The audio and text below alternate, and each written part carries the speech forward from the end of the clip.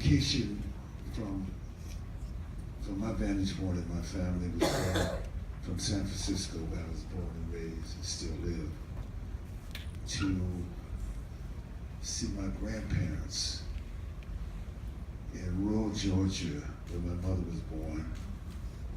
And my grandparents were born, my grandfather in 1892, my grandmother in 1895.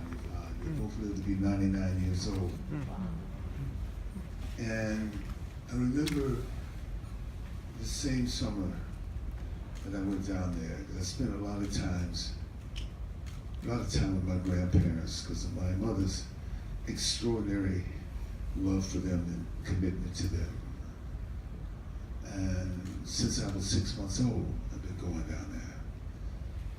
But we had decided that we were going to help my grandfather on the farm. I was 15 years old, my brother and sister. And so my grandfather grew cotton. He had pigs, hogs, he had peanuts, and smaller, 150 acres, but most of it was forest in the back and trees and everything else. But he did plant that, and he had watermelons. And so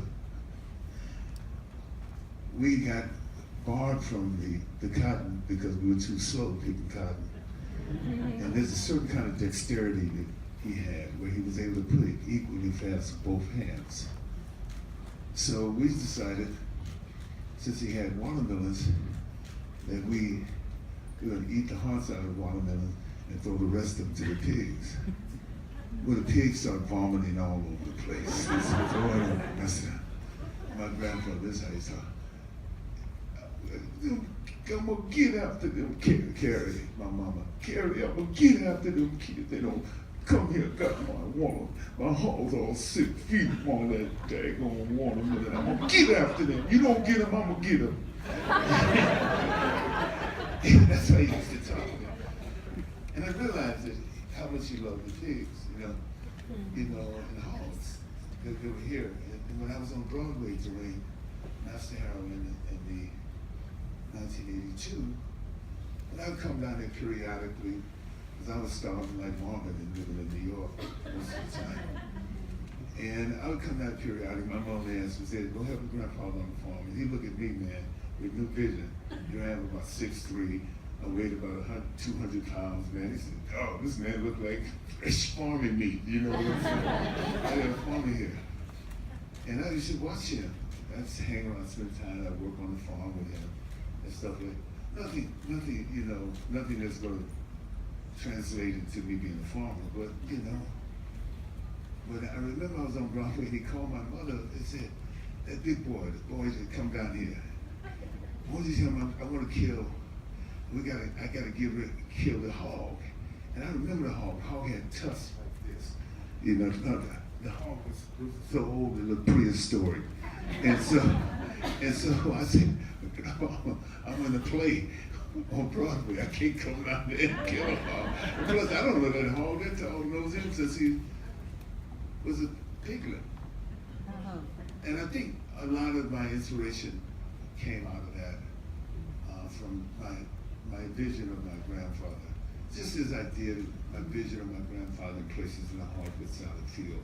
And sometimes I have an opportunity to do a film and to evoke the kind of memory of those people who are immortalized in your mind in some ways. My grandparents. This is another continent, another world, where the way in which they saw life and the way in which their relationship to nature and stuff, all that, which was, to me, they always seemed to be magical.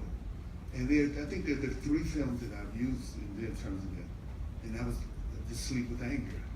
Because I sometimes I didn't know what they were talking about when they were talking about Toby's or when they were talking about all these things and spirits and stuff like that, and people waking up when you think they're dead and stuff like that.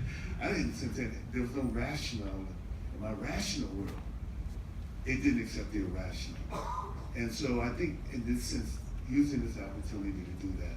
And it so happens that, in fact, I just narrated a documentary that I've been working with group people on for about 6 years about Smithfield, the largest producer of hogs in the world. They kill 27 million hogs a year.